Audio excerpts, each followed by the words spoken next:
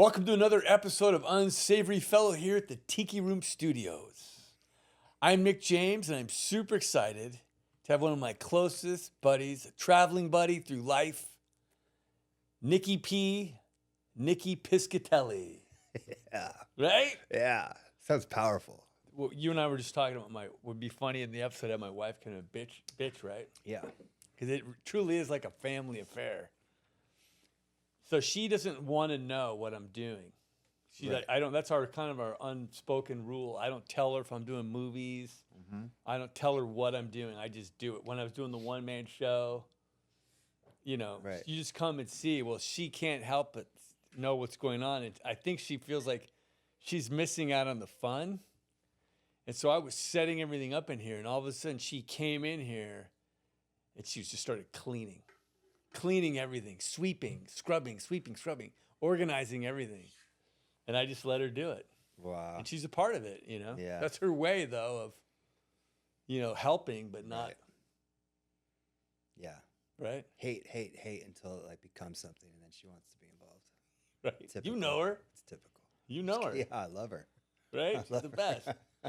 But it would be really funny. You wouldn't even have to like create it or like induce it. Like I'm sure it will happen. She could show up. Just stay rolling, and eventually she'll come in and give you shit. She could come in today. I'm Yeah. surprised she's not here. One of you guys should text her Tell her I'm here. and tell her Nikki's here now. She'll fucking would love to be here. Yeah. Oh, she's playing pickleball. Checks out. Anyway, well, I'm so glad you're here. Thank you. I'm glad to be here. Right? We've been talking about this for a long time. Yeah. What do you think of this? This is amazing. Your Right? setup here is unreal. Yeah. No, it's perfect. Yeah. We've been trying to do this. We put it together in like a couple of months, I think. Mm-hmm. We tried a spot in Santa Monica on Pico, which was great. But we were doing it as like a practice run. Right. And Jim goes, why can't we just do it ourselves? It's so simple. Yeah. And the people said, oh, it's taken us months to put it together. And we were like, not us. And it's taken us months. It has. Oh, yeah. Right? Yeah. It was It's tough. a process. What's that? It's a process. It's a total process. Especially what you guys built here. I mean, Yeah. It's so sick. And this was a garage converted. This is our gym. As you can Gym. see all the gym But it equipment. was a garage, I guess. No. Yeah, it's a garage converted into a gym. And then Converted it into became, a podcast studio. well, first it was the dance studio for me and Jim Sick. when we were working on Unsavory Fellow. Right, Jim? Yep. Oh, is that what the floors are for? Yeah, we dance were moves? started with a small floor for working out my disco steps. Sick. And then we did the podcast and expanded it. It looks. And then we wanted to amazing. get you on here Yeah. because what I wanted, you and I both worked in recovery. Mm-hmm. And we've always talked about, our jobs. I was a sober companion. You still are a sober companion. Ish. But yeah. But we wanted to, we've Yeah. always talked about it. And I don't think people understand what that is. Do you guys know it? I know you know it, Dylan. Jim, you have an idea. Yeah. The first time that I came over to Santa Monica, you were gone as a sober companion.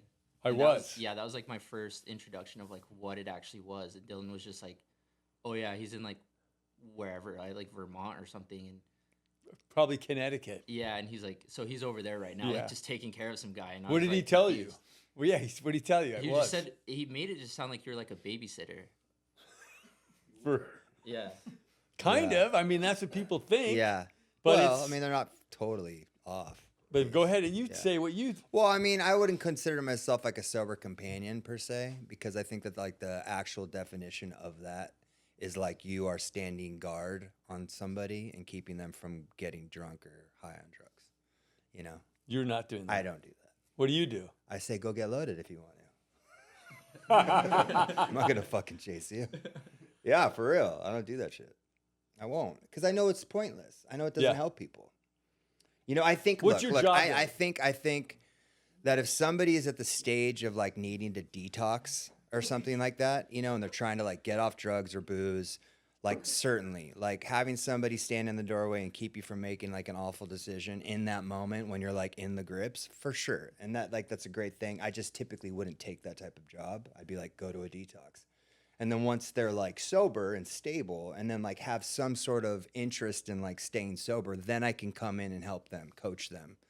So I consider myself more of a recovery coach because I also work with people that aren't trying to be sober necessarily or aren't in the rooms. They're people with like mental health issues and or life issues, don't know how to live. Like, and I sort of come in as like, it's like a big brother program for like super rich people.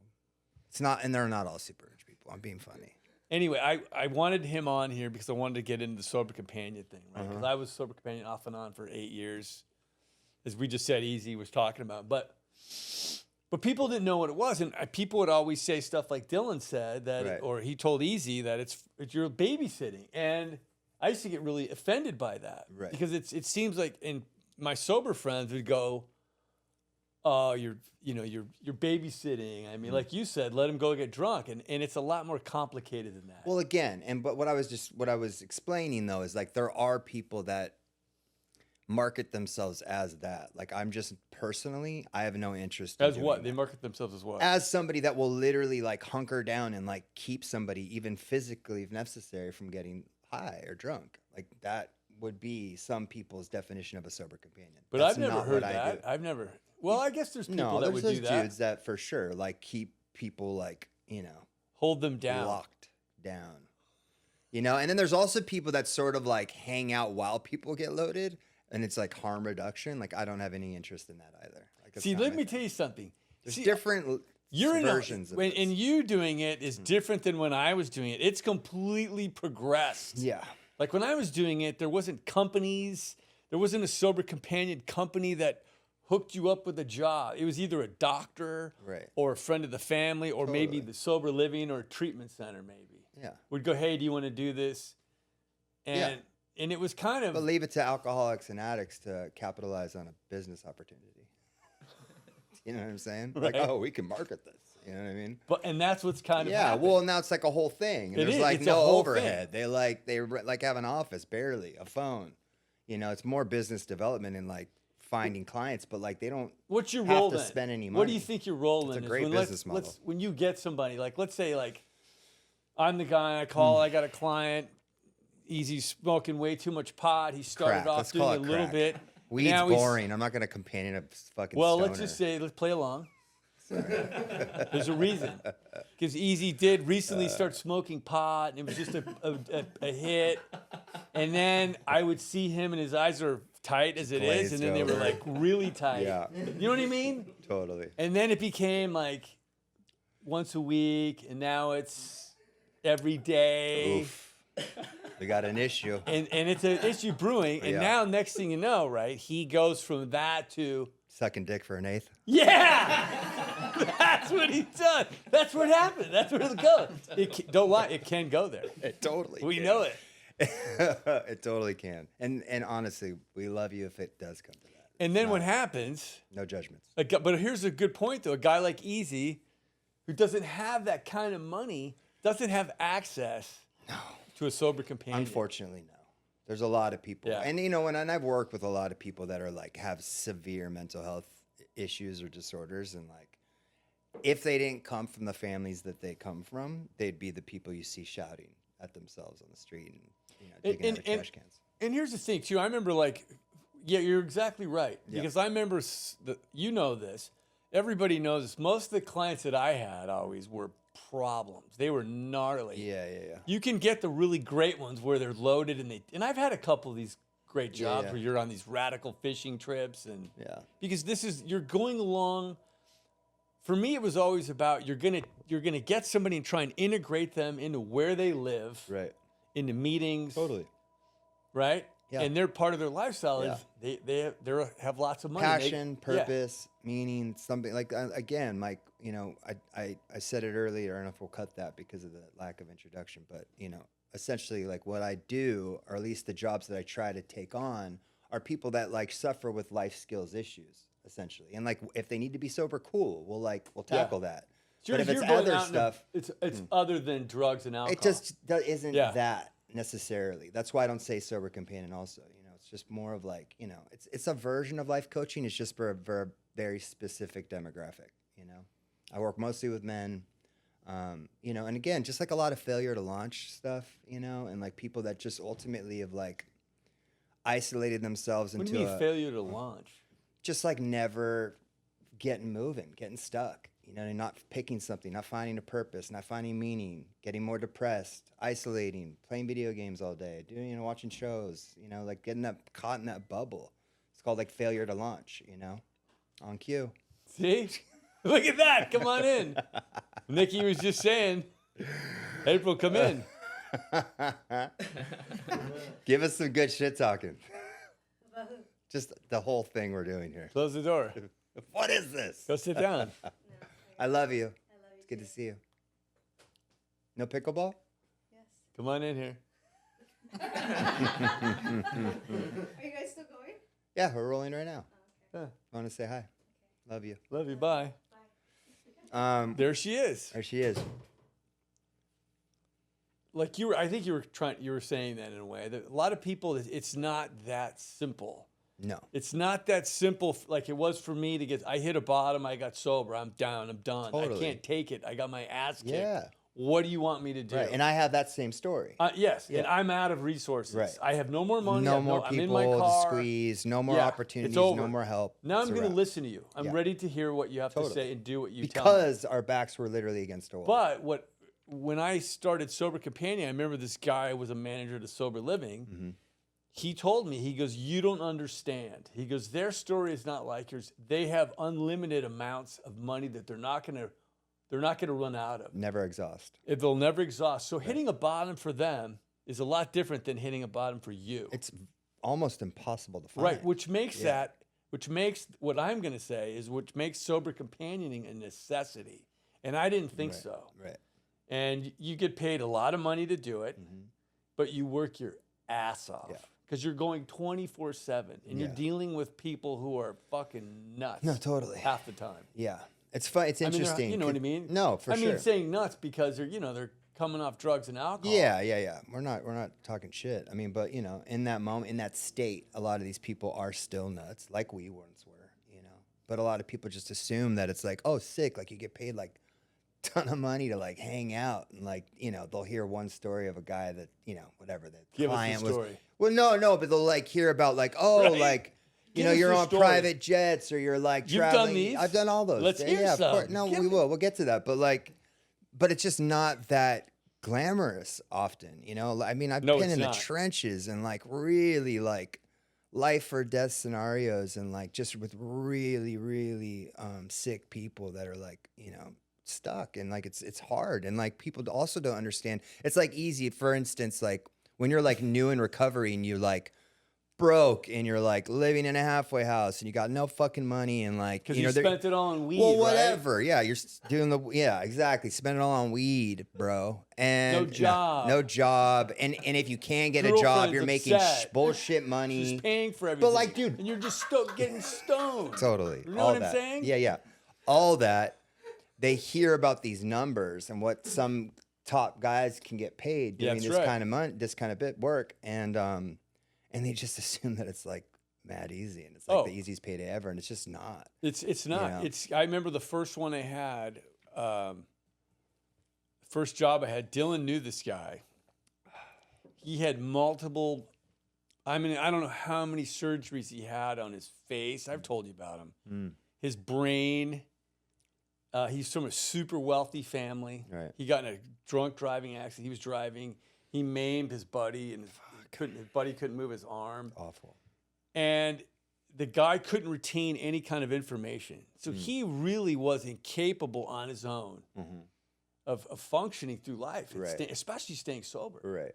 He couldn't remember my name. We were together 24 hours a day, and he would call me, "Hey, you." Right. That's how he referred to me. And we went back, back to, Florida, where he was from. And the thing was, if they could have afforded it, Right. they would. And I understand this as a parent. They would have had somebody there that, if they could have afforded it, that would take care of him forever. Right. And they had to be somebody who was versed in drugs and alcohol. Right. Because that's a whole nother component. You can have mental problems and this and that. That's another ballgame. But to me, even my own doctor doesn't understand my recovery. You know what I mean? He's still, after 20-something years, trying to prescribe me shit. Right. When something I have the smallest pain, I go, no, that's Totally. And like a live-in nurse wouldn't be like equipped for like that No. kind of deal. That's why you kind of got to be You have to have some awareness. Do you of like that doing world. what you do? I'm grateful for what I get to do.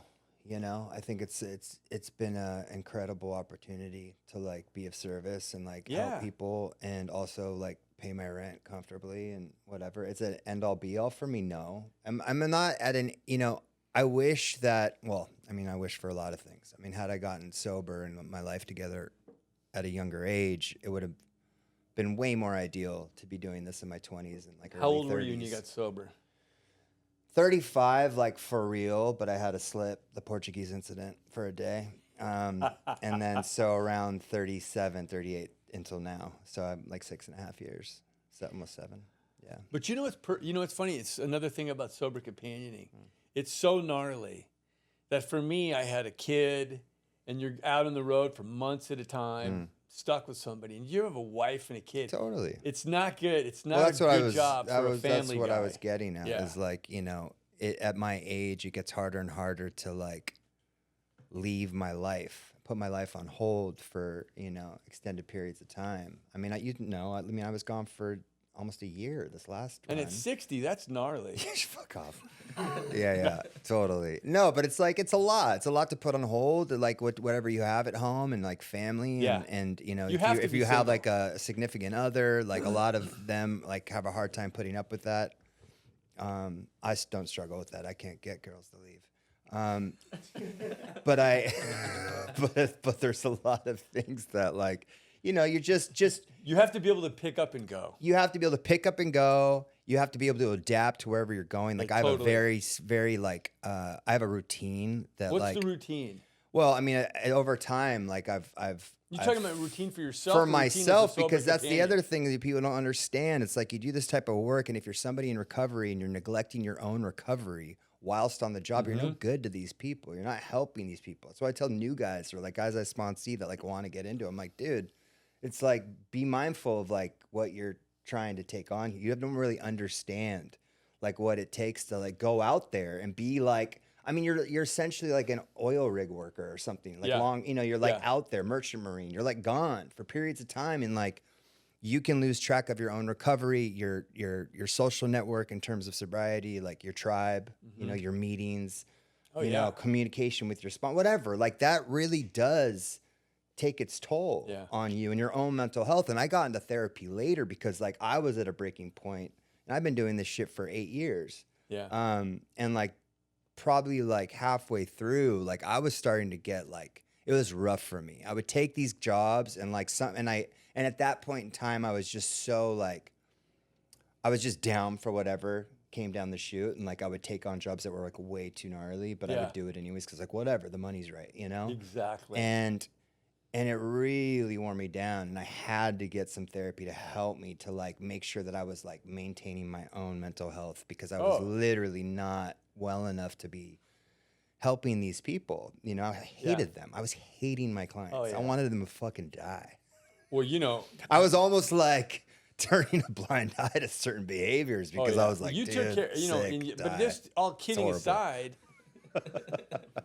all joking aside, to me, you know, who did it, you know, I did it 8 years too, right? But for me, I think there's guys that are built for it and that are really, really good at it. Kevin is great at it. Kevin's great. You're great at it, and Chris R is great at it. Yeah, totally. Great. There's guys that because you have to be so compassionate, you have to be so patient, Right. and you have to constantly be alert and Right. aware because it can be dangerous, and you have their life in your hands, and that's gnarly. It's super gnarly. And also, too, it's like I form relationships with these people's families, their That's right. wives, They're their dependent parents, on their you. kids, Save whoever. my And like, son, yeah. totally. And like, I care for them. And I'm such an empath, which is what helps me be good at this job. And like my ability to connect with people and like create relationships easily. Like, but at the same time, like that can be like a serious liability because I care. Like I really do. Yeah. Like I'm not being fun. Like I actually know. give a shit. Well, you have to.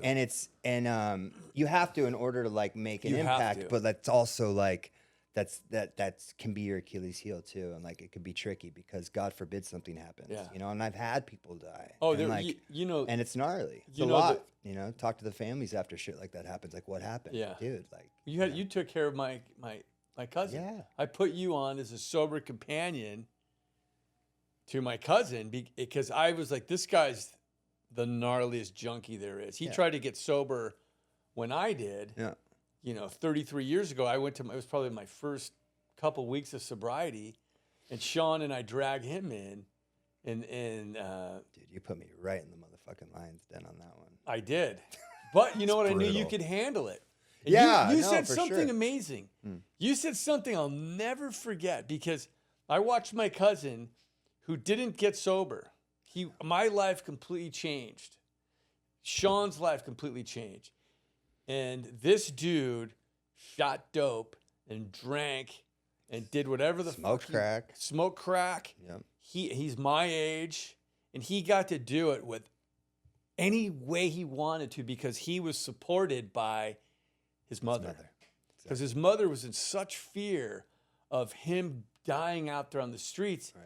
She had loads of money. She let that happen in her big ass, Dude, Santa under Monica her own mansion. roof, as long as And she I knew get he was that too. okay. Yeah, exactly. And I You know? get that too, But get to what I said, because it was a really eye-opening experience for me. So, yeah. So he, you're as a junkie, as a drug addict, and And again, you alcoholic. guys, like, those were my drugs of choice too. So Right. like for me, it was like, you get to it, but like, I really related to where this guy was at. Right, and what he was because any doing. drug addict, alcoholic, your fantasy is that you never run out. Never run And out. you're just left alone to do it the way you want. That's it. If you could just get off my back, Totally. And if I just had the funds to keep it going. Keep it going. And like nobody bothered me. buy as much as I want. Paradise. And my cousin was able to do that. And you said, Dude, it was the most sad, just depressing, despicable situation ever. It was but just you said what you saw. well, yeah, was- and that's the thing. So like I saw it and I was like, and I saw this dude and I was like, that is literally like what he's doing right now was like what I thought was like my dream scenario. yes. And that was as good as it was gonna look. And it just looked so bad and so awful. was And this is this terrible. thing, this myth that I Yes. told myself, this fantasy of like, oh, if it were like this, it would have Yes. been. And like this is exactly that. And it looked fucking horrible. And there's never I mean, enough. that poor guy. And he was had so all the money. sick. Oh, and it was terrible. But smart dude, So smart. sweetheart, Yeah. had a good heart, but Yeah. just so And he's dead. stuck. And like had fully resigned to like live out the rest of his days as a dope fiend. And he was in a Yeah, wheelchair. BPD or whatever, the breathing. Yeah, issue, he is was that what it's on called? oxygen. BPD, something like that. I Um, forget the name of it. Yeah, he Yeah, was yeah, on oxygen tanks, tank and and legs just Oh, swollen. yeah, and he just was a mess. No teeth left. and he told me when the last time he got loaded and he ditched the treatment center. Right. You remember he was running- CPD, that's what it's called. Sorry. CPD, yeah. He and I went for a sandwich. I was going to give him one more talk, right? Because we were going to be done with him. Right. Remember? And I gave him one more talk, and he said, he told me this. He said, Nick, he goes, heroin and booze are my best friends. He goes, they're my lovers. He goes, they want nothing from me. He goes, you want something from me. Nicky wants something from me. And he goes, and I appreciate it. And he goes, and I love you guys for caring. He goes, but I have a lover. It's heroin and it's vodka. And he wanted to, and he told me he didn't care if he died. He goes, I'm fine. He would rather do that and die. And that's something where where I thought at one point we had him, right? I know. It was the best I'd ever seen him, where he went into treatment, right? Yep. He was we thought, sober. Right. But I don't think he ever was he? I mean, I did Maybe my he had regular best. I did my detox. best to I think I've induced like a few days of a detox. Like I just stripped his room and I like took everything I could and I tried to do that thing that I said I don't do. But I did it because he was family and I got into know and I was Yes. staying there with the house and I was doing it free. Shouldn't have said it. Well, that's right. We'll cut it out. I was there with his mom. And I knew that it was a close, his family to Yeah. you. So like I definitely, I won't say cross lines, but I broke some of my own rules because Right. there was another situation with him specifically where we were able to secure a bed for him at a treatment center in the valley, place that I'd gone to 5 times. But there was a wait. There was like a 3-day wait. And at this point, like, he's like, the guy's so sick and so strung out that like him not getting loaded, he's going to die, You know, he Yeah. needed to be like detox medically. All right. But so we had to kill 3 days in a hotel That's together. right. And I also had to like let him get loaded. That's right. And this guy was like virtually handicapped. So obviously I'm helping him get loaded, which is again, things that I don't do. But Yeah. for this particular situation, I let it go. And I- that's what's but I'm tough. taking this guy to cop dope, which Yeah. is what, I mean, I'm in a hotel room having to watch him get loaded. Yeah. Doing the drugs that I used to do. I mean, it was gnarly. You remember me calling you. Oh, I yeah, never you put myself and in what that did I type of say? situation. You said walk. I go get You're like, out get of the there. fuck out of there. Because your sobriety was in jeopardy. And Totally. It there's was really nothing gnarly more for me. And I important. typically aren't in situations No. like that, you know? So, but whatever. We toughed it out. I talked to you. And we you told got, him, yeah. and you got out of there. And well, I stayed on the job. I got But him I in the mean, detox. at that time, for the yeah, I moment, made right? him go to the bathroom at least. I'm like, dude, you're gonna smoke crack, please. Take it to the bathroom, turn the fan. But you on. know what's funny? Here's the funny thing about this. But, When you have a job like that, Yeah. for me, I'm in such gratitude. Sober companioning for me really fucking woke me up to how fucking good I got it. dude, I don't have. You could have all like when I had my last guy when Easy came to live here, and I was in Connecticut, and I'd been on this job for 3 years. right? The same guy. I was the nobody would touch this guy because he was nuts. I've Yeah, told you. About it. yeah. I remember. And you, this guy was so beat down. He had all the money in the world, and I would go there for 3 months. I'd come home for a month, go back for 3, Right. and we would detox him. And this was our routine. I'd show up. He was super nice. I'd get him out of the hospital. I'd get him home. Everything's great for the first night. By the second night, he's starting to get his fucking chutzpah back. He had assault rifles all over the house. And without fail, my second night there, he'd burst through the door, and right before I went to sleep, he'd go, as soon as you close your eyes, I'm going to put a bullet right in your fucking skull. He'd go, good night. And close the door. And I'd be fucking laying in bed thinking of escape routes, Yeah. you know? Totally. But the crazy thing is, in the beginning, I needed the money, right? I needed the That's it. money. I'm like, I'm gonna fucking stay. And April would go, get out of there, right? Yeah. And I'd go, I can't. I'm at this amount of money. In my mind, I'd go, okay, I just made 20 grand. I got to get to 30. Totally. I'd tell April I'm staying 10 more days. And then in each week that went on, it's getting gnarlier, Yeah. and I'm getting crazier. No, I know. But what happened, and I think what happens in all these situations, for guys like you and I are super compassionate, you end up falling in love with these people. Yeah. You have to. Yeah. And you're like with my cousin. You were that way with my cousin. You cared so much, and I became such good friends with this old guy in Connecticut. I was his only guy. Yeah. And I would leave after 3 months, and I'd go, Wayne, you gonna get to a meeting? He'd go, buddy, you know I'm not gonna go. Like, what are you gonna do? He goes, as soon as you leave, I'm getting a drink. He goes, I'll see you in a couple months. And he'd drink himself to death, wind up in the hospital, and I'd get the call from a doctor or Yeah. one of his relatives, Yeah. and you come back and you do it again. And what happens is you have an understanding. You have a relationship you build with Right. this person. Because like you said, he's mental. He's got mental issues as well. He put himself in that position, Right. drinking and doing drugs for 50 years, you know. But how did it start for you? Like, what makes you so good? Like, when did you, tell me a little bit about your background, you know, what it was like for you. I think, I think I've always I think that my sensitivity and empathy have always been like a useful tool in like survival. I think that I really honed that skill when I was out there. But I mean, what I about was, your own well, I was a personal life? young junkie. Yeah, like I like what started age? really young. I mean, I got my first arrest for narcotics at 13. Fucking radical. So like, And how old are you, Easy? 25. 25. You overshot the mark. But I started young, and 13. 13, taken away in handcuffs out of my middle school. Yeah. In I class? pulled up my sleeves as they were taking me out so everyone could see the cuffs. And I was walking out. I was all like, yeah. And then as soon as I got in the cop car, I started crying. So as soon as the coast was clear, Yeah, it was awful, man. I was chopping up lines of meth in my social studies class on my desk during a movie. Some little bitch told on me.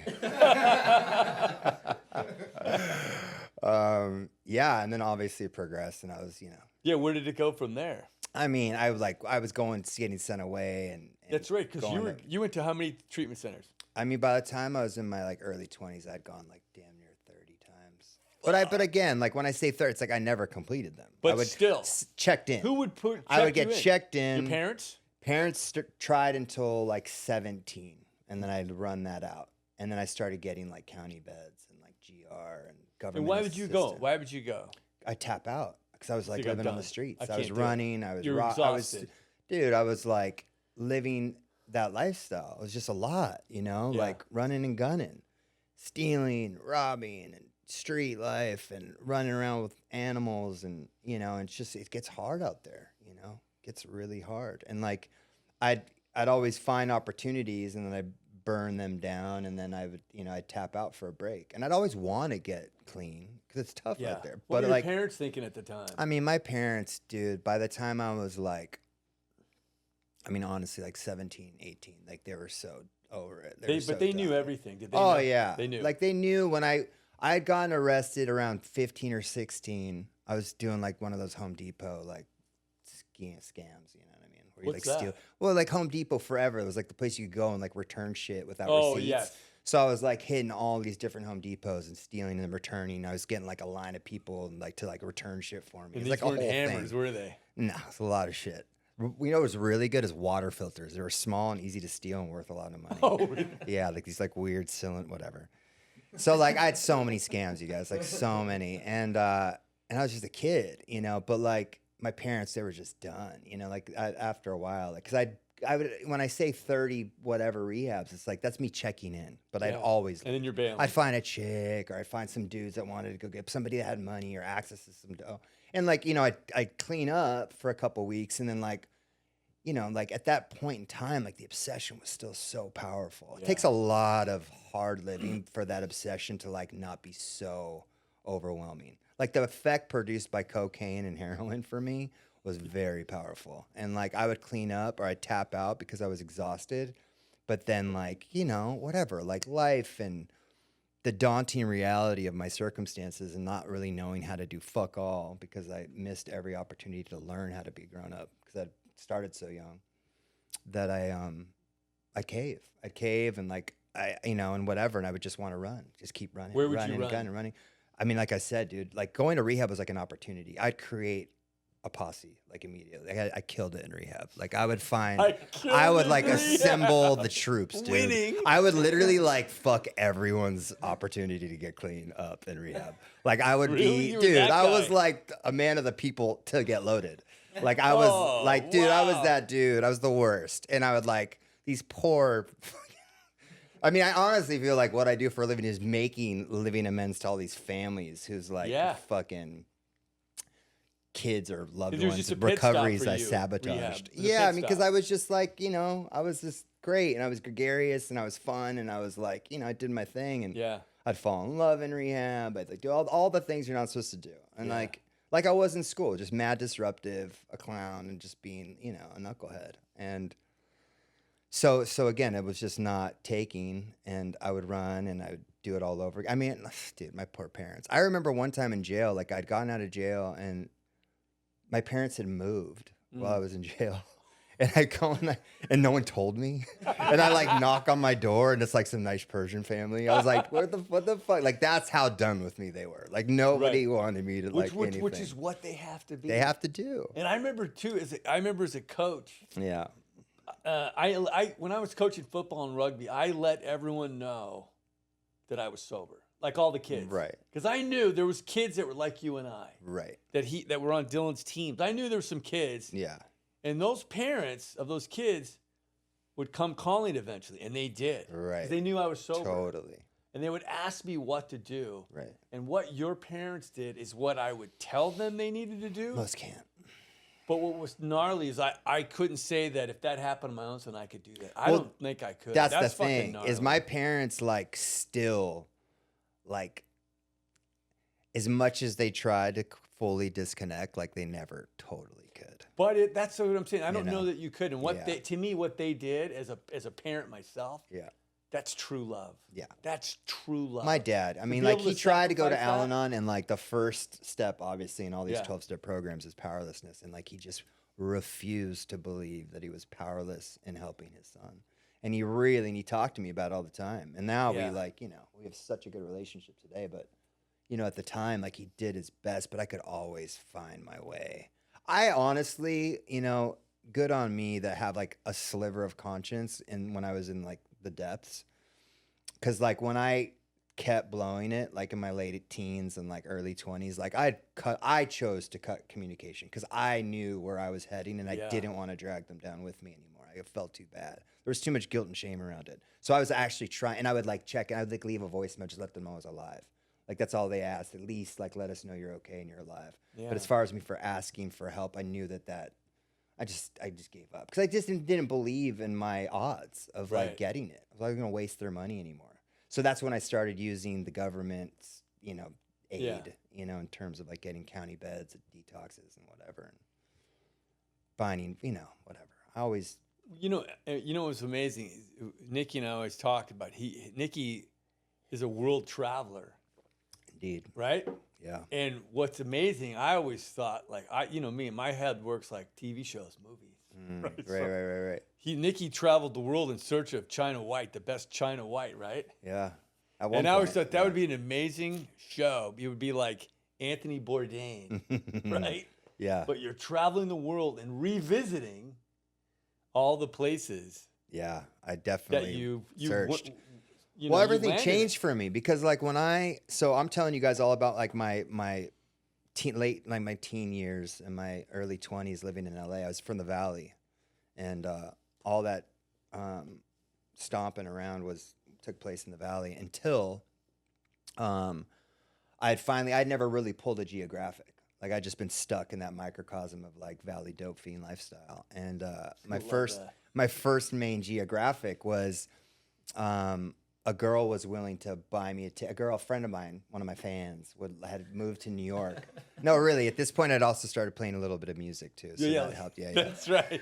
I always found like And he was tools. super good looking. No, but I found like tools and like I based off whatever talents I had, which weren't many. Nightclub. Yeah, but that promoter. happened later. But like, so my come from like a musical family. So like I started writing songs when I was like a mid teenager, like in rehabs and shit. I'd like read In Harry Potter and rehabs. write songs, or jail or whatever. And I started like but I was kind of good at it. And Right. and again, like not by any like practice or like hard work of my own. Just it's like from my dad and like my family. They're all musicians, and so I sort of just had it. And I capitalized on that because that was a currency. That was something Yes, that I could yes. use to get people on board to the Nicky P, the Nicky P. It's just like another way, another hustle. Exactly. Yeah, totally. And actually an easier one than like robbing and stealing. That shit's hard work. So anyways, I'd sort of dabbled and I started to play and I would always have these short periods of sober time. I'd be in like a halfway house, sober living home or whatever. And that's what the first thing I would do is like, I want to play music. And like, that would be my thing. Anyways, so I had started to early 20s, whatever, play. And like, I'd built a little audience. And one of my girls had moved to New York and she's like, I got my mom's credit card. Like, I'm going to fly you out. And I was like, and at this point, no, really, at this point, it was like, I was done. Like dude, it was so gnarly. This was coming off the tail of a trip that I had taken. I don't know if I have time to get into all of it. Well, but just get essentially, to the meat of it. yeah. Well, basically, like I had gotten this opportunity through a girl that I had dated that I picked up while loaded. I'd just gotten out of jail one night, right? This is like, I'm 21 or 2 or something. I'd just gotten out of jail. I go to a show at the Roxy. There's a party on the Rocks, on top of the Roxy. And I was going to see some friends. And I'd met this girl, she was like 17 at the time, out front. And like, chopped it up with her. And like, the whole night I was drinking water. And she's like, I don't drink either. I'm like, yeah, me neither. And I was just drinking water. Meanwhile, I just shot a bunch of heroin like 2 minutes ago. She's like, that's so hot. I was like, yeah, it is. Water. And like within a day, I had like told her I wrote her a song. It was a song I written like 5 years earlier. And I was living in a halfway house in North Hollywood. And I'm like, yeah, come get me. And I'm like, I got a house out in the Valley. And she comes to get me. There's like some old dude, like one of my like sober living roommates, like some old guy in a rocking chair that's like talking to himself. I'm like, oh, that's my uncle. He's visiting. Like I didn't tell her where I was like living in a Right. halfway house. Anyways, this girl had taken me to Europe with her, and whatever. I like went on a rampage out there while she was there working, and like I got to go with her, and whatever. It was like a crazy trip. But on the way home, Was she modeling or no? She was modeling. Okay. So I went with her. She went to Paris. I had friends in London. I went and sort of stayed in London, found drugs over there, stayed strung out. Basically, while we were there, I like was supposed to meet up with her in Paris. I never showed up, so we sort of broke up. But we had to like meet to like take this plane home back to the States. And we hadn't talked, and we'd sort of broken up.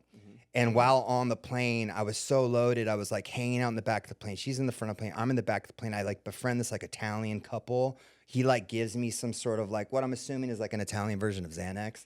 And I'm drinking and I'm doing that. Then I like come to and I'm like making out with this dude's girlfriend. And then like, no, and the guy's like yelling at me Italian. I don't know what's going on. Then I black out again. And then I come to and the stewardess is like, sir, you have to sit down. You have to sit down. I look down. I see my my actual girlfriend be like, what the fuck's going on? And they sit me down and then I get and we like land. And then we're like going through customs. And you know how like the zigzag lines in customs? I'm with my girlfriend. We keep having to pass the Italian couple like over and over and over again. I'm just like, dude. So anyway, she breaks up with me, like officially. And then I end up in a motel on Sepulveda in the Valley getting high. And that's when that girl called me. She's like, you got to get out of LA. And like, so that was sort of like That's the how you got catalyst. out of That LA. was literally, that was like the big jackpot that like got me to be like, I need to get, LA's the problem. Right. Right? I'm like 22 years old. I'm like, LA's Yeah, fucked. that's the problem. And I just beaten like a pretty big Is that when case. you go to New York? That's when I go to New York. Okay. So sorry, I had to backtrack a little bit, but that was like when it blew up. And at this point, like, dude, I had nothing coming. No one was willing. But what about other countries? So okay, so when I ended up in New York, there's like so much that happened, but I got lucky and like within a week of moving to New York, this girl who had flown me out there took me to a club where her friend was the promoter at. And I'm like detoxing. I am literally trying to detox while I'm there with her. And she's like, let's just go get you drunk. Let's get you through the heroin kick. And I was like, cool. She takes me to a club. And she introduces me to the guy. He's the promoter. And he's in the program. And he's like, I meet him. And he's like, hey, man, like Jess tells me like, da-da-da, you're sober. She Jess tells me you're a friend of Bill's. And I'm like, I mean, I know him. I mean, we're not like friends, you know what I mean? Which is like code for like if you're in the program or not. Anyway, so he's like, dude, fuck this chick. Like, you're gonna hang out with me. And literally through my kick and then some, like took me out every single night. I wasn't sleeping because I was detoxing. So like for the next month, he literally took me out every single night, all of his parties, introduced me to every club owner, fucking promoter, door guy, hostess. And so within like a couple months, I was like fully plugged into the New York nightlife scene, and he like worked at really good spots. And then, before I knew it, he brought me in And you were doing gave me a flip phone, told me to start asking girls for their numbers and getting the party started. And I was just really good at it naturally. Like I was just good. And I was also staying clean while I was hanging with this guy. So within 6 months, I was going to meetings. It was like my first time actually like Right. staying sober It's for different. a minute. And I attribute it to just how stimulated I was being in like this new environment. Like I'd been so stuck in the Valley in LA and like doing that life, and it was like You a had to whole change your new, surroundings. yeah. And like at that time, it was like the early aughts, and like the club scene in New York was still like super fun and And amazing. you went into and- it sober with the sober, you know what I mean? right, but That like was a all of it, different I deal. just found it so mind blowing that it like motivated me, and I was actually for the first time excited about being clean. Yeah. I saw some prospects, What excited you? What Just was it? like, well, look, again, Like, it what was was New it? York. New York did it. I give New York the credit and what this guy exposed me to. It was like going to these clubs. And I remember the first night, like it's so visceral. Like I walked in and it was this club called Show, and it was like it was like, dude, I don't even know how to, it was like, it felt like like you've seen like The Great Gatsby, like that movie, Yeah. like one of those like scenes at like one of those parties. Yes. At Gatsby's The Manor. ball. Yeah, and like just trapeze artists and people. Yeah. And it's like the energy was just so wild. And like I honestly, for the first time, was like so excited about it and like didn't think about getting high. And like all the, and like I just sort of found my footing in that world that like excited me enough to where like I didn't think about getting loaded for a while, Yeah, how And, long? It lasted about like 8 or 9 months. And what took you out that next one then? Success. We started getting really like it didn't take long for me to get good at that and like build like a real big like community of people that that wanted to come out, and I got really whatever, like I through relationships, like I got I built a lot of relationships with like that model culture, and like in that world that's like huge. So I had access to like all these really pretty people that wanted to go out, and when you bring the pretty people out, then the money guys start showing up, and I was starting to really bring something of value to these club owners. And so me and my friends started to be really successful. And after a while, I was hanging out more with the people I brought out than the people in the rooms and whatnot. And I started to think that maybe I could drink like a normal person, because drinking wasn't really my issue. As long as I'm shooting fucking speedballs, like I'm fine. Yeah. And I like really made a point of it. Sorry guys, I don't do drugs. And I would just like drink, but like pass out at my table and have like chicks braiding my hair. It was awful. And like, You had long hair. I had the long hair. I was the Right? full sad puppy dog. Right, the long. Yeah. You had long. There was a modeling shot of you. Yeah, with me in Vogue with one of my exes. In yeah. Vogue. Yeah. We're gonna put that up. Yeah, it's good. Right, Dill? I know where that is. It's We funny. can find that. It's really. You have that. I do. It's We're gonna use that. It's pretty funny. So, but basically, so nightlife had become my thing, and like the people that I was running around with were like, whatever, like successful people that like, had money and like, and I was doing really well at work. And, before I knew, I started drinking again, and then I sort of was able to keep it together sort of for a while, and then started getting loaded again, like proper loaded. But like, I don't know, like New York, because of what I was doing for a living in nightlife, I was sort of able to pull it off because like, it's not like showing up to a 9 to 5. But you wound up back here in LA. Not 13 years later. 13 years later. So look at that. Yeah. So you went, how old were you in New York as a promoter? I moved there at 22, 23. And I didn't come home until I was 34. Yeah. That's gnarly. Yeah. That's a fucking huge Huge.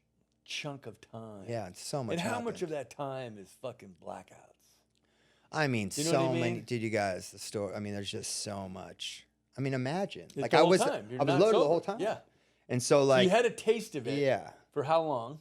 8. It was like 8.5 months. But still, was that enough to plant the seed? For sure to plant the seed. But like around 6 years in, I sort of was like, I was getting to a place where I was accepting that like I'm just gonna have me to too. learn to I know live that. You as go- an addict. I remember at 17, I remember a friend catching me in my, I wasn't going to school, I left school, I kicked out in 10th grade, but I was in my garage room and a buddy came in and I was 17 and I was wasted, alone. Right. I was drinking these big tall boys of Schlitz Malt Liquor Bull. And he walked in and he was so fucking disappointed. He goes, fuck. He goes, you're drunk. And I go, yeah. Like, so what? And he goes, you're an alcoholic. And I remember, I didn't say anything, but inside I was just like, yeah, I'm an alcoholic. And I knew early on, there's a point like what you're talking about, where I've tried to explain this to my parents, where you just go, I've dug a hole so deep, I fucking can't get out. Totally. I can't. Yeah. And so you reside and say, this is who I am. Right. This is what I'm going to do for the rest of my life. Yeah. It ain't going to last long, but I'm doing this. Absolutely. And it keeps the pain away, Yeah. right? You don't have to look at the pain. I don't have to deal with it. If I can stay high, I don't have to deal with what's really going on inside, how I really fucking feel about Right. myself. Yeah. Right? Shit that I sort of had tapped into in that 8 months. Yes. And also, too, with that 8 months, mind you, never having actually gone through the steps, that was like, when I got loaded after that 8 months, I was like proof to myself that, like, dude, I gave AA a college try. Right. Like, I really tried, and it was great. It didn't work. And it didn't work. And I was able to hold on to that and use that as a justification to not turn back, because I was like, dude, I gave it a shot. Like, I really did. And it worked really great till it didn't. But I'd never even done the fucking steps. It's so funny. Yeah. These people that come in and out, and they start blaming AA, but they're not really actually done. Which I want to, yeah, you're right. And I the want to thing. say something about that, because I'm always very careful that I don't say AA. Sorry, I didn't mean to. No, promote that's it, but fine. No, yeah. but what I want Recovery. to Yeah. what I want to clarify about that is I was trying to explain it to a a guy, and I work with, and he was saying, about it being anonymous. Right. And my sponsor, told me, he said, I asked him about that. And in the old times, it was like a shameful thing to be a drunk. Right. You didn't want anybody to know you're going to Totally. the rooms, right? To meetings. But what he also said, what was really true was, the real main reason is, if I'm running around and I become some famous person, and I go around bragging that I'm in fucking AA or I'm doing the 12 steps, you tell everybody, and you're this big high profile person, And you fuck up. the rest of the world goes, see, AA doesn't work. AA doesn't work. And that's why Right. that we don't say that. Totally. Because that's completely not true. It's totally not. Because I've got 33 years. I almost got loaded at 7 years, and I almost got loaded at 20 years. Right. And it's for all the things you're talking about. Right. Yeah, they forget. Like they forget about the responsibility of the person participating in. Yeah, exactly. Or lack thereof. Yeah. It's like And the there's no thing. statistics. It's just a fucking it's just a movement. It's a thing. You know what I Yeah. mean? Like it's really still up to us. You Yeah, know it's what I up to mean? we. Yeah. We choose whether or not to follow it. Yeah. So again, like because of whatever, my circumstances, finding that dream scenario for a drug addict, which is working in nightlife, you can get away with a lot. You just show up, and as long as the people come, Yeah. nobody's asking questions. None of my bosses gave a shit if I was high or not. But when you got here, so I want to move ahead to when Yeah. Well, my point is like, so I was able to drag that on for over a decade until I wasn't. Until I really had rinsed everything, and I was When you completely. were traveling. When were you on traveling hire. the I world? always, because I dated women that traveled for work a lot. They So were like I would, models. I mean, whatever. They were models, right? Dude, Why, they but were I didn't models. say that. I didn't say They that. were models. I'm not I trying know. to flex, dude. I'm flexing for you, dude. I was a nightclub promoter in New York City, dude. It's Supermodel, right? Yeah. What's up? Yeah. I was a supermodel for a day. Japan. But with that too was the I had a lot of caretakers. I had a knack for finding these. God bless these angels that kept me alive and made sure my teeth didn't fall out. But that sort of kept me afloat. But you started searching other countries. Again, You're traveling the world like a drifter. When my circumstance, when I had truly burned all my shit in New York, You started going to countries. I started and this, it happened a few different times, but like depending on who I was dating and what countries they were from, a lot of them weren't American, but I mean, whatever. But ultimately, when I sort of rinsed everything, I started getting a little bit more extreme in terms of like finding ways to survive. Like drugs are needed everywhere. So how do you get drugs from where they're made to where the people need them? Right? Yes. Transporting them. Well, Yeah. Semantics. But I mean, like, and I had a friend that I grew up in California with that had done federal prison time with a big like South American drug lord guy. He's like, if you ever find yourself in a bind, like really in a bind, I may have an opportunity for you. And like at this point, like, dude, I had literally I was with this woman. She was a really big model, and she had taken care of me for, at this point, we had been together for a couple of years, and she was bummed. It was a bad situation, and she eventually was trying to break up with me and get me to move out, and I had claimed squatters' rights, which is like a New York law. And I was like, by law, you can't make me leave. Like, I've been living here for this, whatever. And she's like, how much will it cost me? And I gave her a number, and I showed up one day with all my shit neatly packed with a cashier's check on top. It was like, all right, it's time to go. Yeah, she really wanted me out. And so obviously, like at this point, like I'm starting to like think of ways. Because at this point, Ben, it's been a lot of years since I was running and gunning in the Valley and doing those types of crimes for money. Like, dude, I've become a high-class junkie. A lot of rich people taking care of me. And but I called that dude, and I was like, so what's up with that opportunity? And he's like, dude, I'll send you $1,000 and a plane ticket to Peru if you want me to. And I was like, and that $1,000 looked really good. And I was getting sick, and I was like, whatever. And that's really how it started. And that would be the next year and a half of my life. I went down to South America and spent over a year down there and traveled to some other countries that I'm not going to mention. And allegedly traveled to much countries. I don't know. Like, I don't even say that. Enough time's gone by, I'm sure, by now. Yeah, come on. But, but again, it's like there's nothing like brave or like cool or courageous about any of it. It's really just a desperate man doing whatever he could because he was so afraid to face his reality. And then since our hours almost, how did you get? Why does it have to be an hour? It doesn't have to be, but I'm trying to because we can go on forever. Dude, my shit's so interesting. I know it is. It is. Surely I require more than an hour. No, definitely. But I'm just trying to keep on time. Can I ask a question? Oh, of course. We got a question from Sally. Yes. You have to come to the microphone. Did you cash the check? Fuck yeah. Yes, of course. Yeah. Yeah. She tried to call my dad too, I remember. She did. Yeah, he's what's the word for that? It's Embezzling. not embezzle, Grifting. entrapment or something like that. Blackmail. Blackmailing me. Yeah. My dad's like, you know anything about this? I'm like, I don't know. She crazy. He's like, all right. He's like, I believe you. He's No, like- but let's go to now. So you get back to L.A. And when yeah, I but this met is you- after, dude, so much happened. What? So I'd spent time down there and I'd Yeah. successfully done that thing and like remained down. Because like when that girl broke up, I was kind of brokenhearted. I mean, we were engaged, What was the bottom here then after the European travels and the Well, South dude, I American mean, that's a pretty travels? gnarly fucking lifestyle to try to lead down there. What was it that you was try there a- swallowing a kilo of cocaine, brother? Well, my Pretty gnarly. other cousin, Yeah. actually, he was I won't say who he is, but he was Mr. Ohio, and he was one of our earliest junkies in my family, and he ended up running from the cops and swallowed the coke he was selling, and to get away, and the bag burst, and when they found him, he was dead. Yeah. Yeah, It's gnarly. it is gnarly. Yeah. I only did it that way one time. The other times. How were did you different. do it other ways? There's like a special way that they can like create like baggage. Like they it's like a whole process, but they can like, How do you carry it? well, no, they like build suitcases. They line the suitcases with You it. can't put a suitcase. I mean, you have. No, it's like they pay like thousands of dollars for specialists to create these things. They'll like turn the blow into like a paste.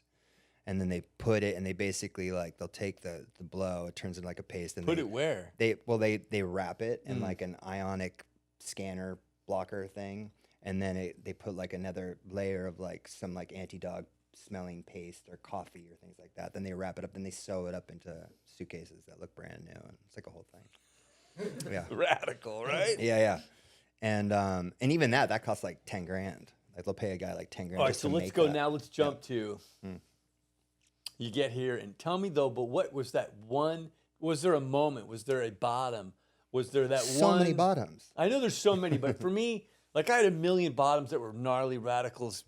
I got married to a Brazilian in a blackout. Yeah. Not a bottom for me. That was like, Yeah. let's keep going. Totally. It was fun. It was the sick and tired. When was it? What was it where you go, you know what? I'm fucking done. Fuck, dude.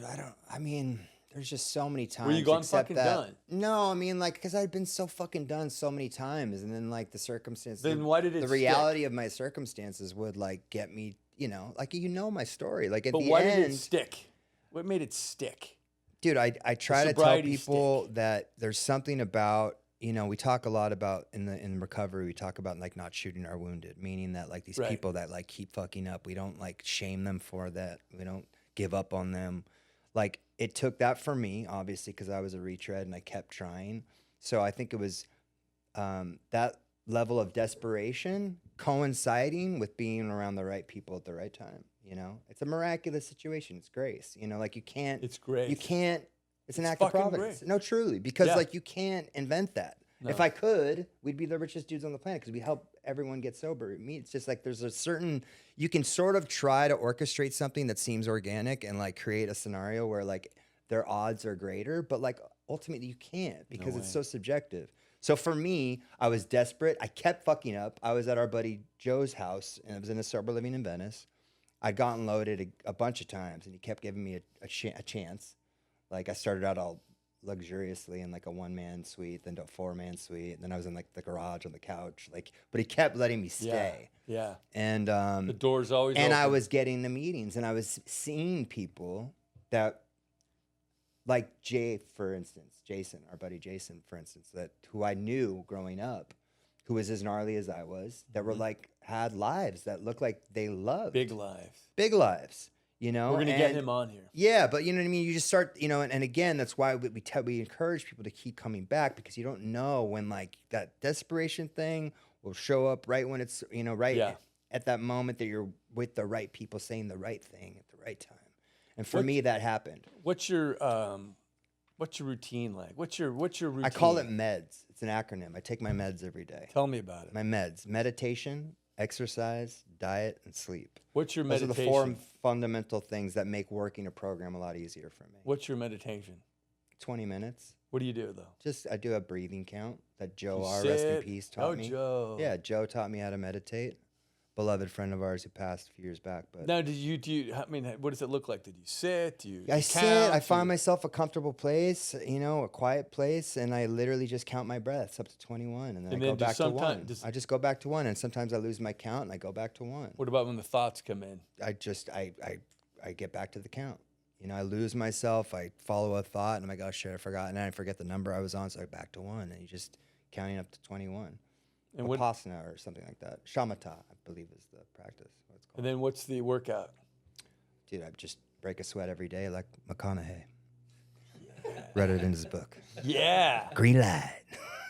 Yeah, no, like Love it. I think I invented that, but yeah, no, but like I try, you know, I get my heart going every day, you know, something, whatever. I surf a lot. What about the I diet? train. Diet, I just try to keep it reasonably good, you know, not eat like an asshole, not binge. What about Stuff fun? for me. You gotta have fun. I have tons of fun. I mean, got you know me. sober I to mean, have dude, fun. in the last 2 years, I've Nile cruise in Egypt, Right? safari in South Africa, you know, Tokyo, Japan, with my Surf friends. ranch. Surf ranch, Slater's pool. Like I live a really sick A life. huge life, dude. Yeah. You know, but I go for it. And I also too, like, it's not lost on me, like, the finality of this thing. And like, you know, I burned up a lot of years of my life, a zombie, you know, and granted, like, dude, I know, like, I got really lucky considering the circumstances, and I still got to do a lot of cool living. But like, you know, I woke up out of a slumber at 35, and all of a sudden it's like, that's a pretty good chunk of my life gone. And like, what am I going to do with the rest of the time that I got, you know? And that's why program for me is so important, because I give it this much and then I get access to all of this, you know? And it's a small price to pay for, you know, pretty fucking sick life. What about service? I hate people. I don't do that shit. Me too. I'm just kidding. You know, fucking Yeah, figure fuck it that. out, right? I got shit to do. I just told you I'm running out of time. No, I mean, service is everything. You know, I think that like this job, and again, the reason I think that I'm good at it is because of those natural things, but also too working in nightlife and being like good with people. I did that for so many years that like I have an ability to talk and relate to people easily. And that's a really powerful tool in our program. And my story holds depth and weight. It's pretty gnarly. So for me, I can relate to most people. And so for me, service isn't tough because it's really just establishing friendships and trying to be a leader in people's lives. A Well, positive leader. you're one of my favorite people in the world. I love you. Love you. Dude, I live off of you. I mean, that's Mikey, you're my sponsor. So I can say great to that. be here, right? Dude, it's the best. We have nothing but fun, you and Yeah. I. We talk every day almost, Dude, and we fucking laugh. We laugh. laugh. all the time. That's and, what you. I mean, and to it's me, the that's- best. You know, we have the word levity that I didn't know until I got into the rooms, but it's like being able to laugh at like these harrowing, Yes. gnarly, awful stories because like, A, we relate, B, we like usually learned a ton from it. And also too, just like, you know, like the juxtaposition of like where we were to like what our lives look like today is just it's absurd. It's unreal. crazy. It seems completely miraculous. And it's not lost on me. So when we do bitch, because we all do, like in Right. life, like we all have things that happen, dude, and it's tough. And like sometimes my operating software isn't like, you know, up to snuff. And so I use my old operating system to try to Yeah. deal with life and like, you know, and then I all of a sudden start feeling like a victim. But like if you can shake out of that by having a conversation to somebody that you consider like, you know, a positive influence in your life, it's easy to like get out of it and get back to like what, you know, how great and grand all this is. I mean, we're such lucky dudes. I have friends that still see me and they're like, dead man walking. Like it's a why, you know, that know. It's true. You know, there's a lot of dudes that Yeah. know that, like, that's, you know, that find just me even Dude, being alive miraculous. I remember first meeting you, and we would be in our home group, Yeah. and you'd be like, Oh yeah. right, Yeah. nodding out. Boring. Just nodding out. Right. Yeah, but I kept coming back. kept And coming. you guys didn't kick me out for it. I'd be You like, know? is he tired? He's really tired. But that's the thing, Yeah. and that's why we welcome all, man. And we that, like, laugh you because know, with I fucking get it. I go, dude, fucking there I am. Totally. Totally. Yeah, man, I love this thing. And yeah, service is so important. And it's just for anybody in recovery or not, Anybody. dude. We just feel good when we're Yeah. It helps. You don't have to be sober. it's- If you want to fucking get something, Yeah. you really want to get something, feel something, you have to get out of yourself and do something for someone else. That's for me anyway.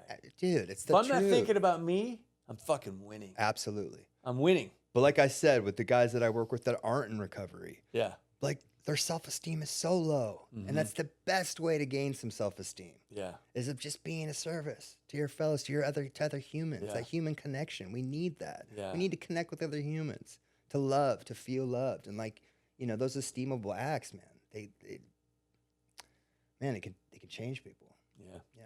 I love you, brother. I love you so much. Thanks for having me, guys. My man, Nicky P. Aloha.